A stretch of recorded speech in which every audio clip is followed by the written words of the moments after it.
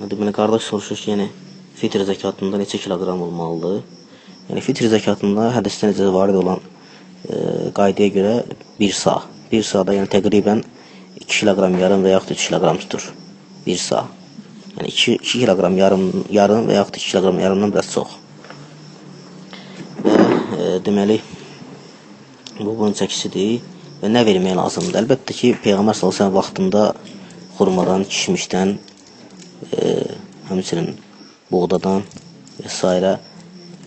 Bəzi ərzaqlardan çıxırdı. Lakin bizim indiki vaxtımızda uləma deyir ki, yəni insanın yaşadığı yerdə insanların tələbatı ən çox nə edirsə, ondan vermək daha doğru olar.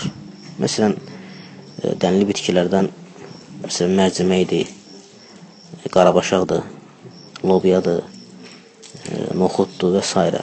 Həmçinin un məmulatlarından, yəni undur, buğdadır və yaxud verməşkildir, makarondur və s. Belə şeylərdən qalıcı vasitələrdən, qalıcı ərzaqlardan hansı ki, belə vermək olar.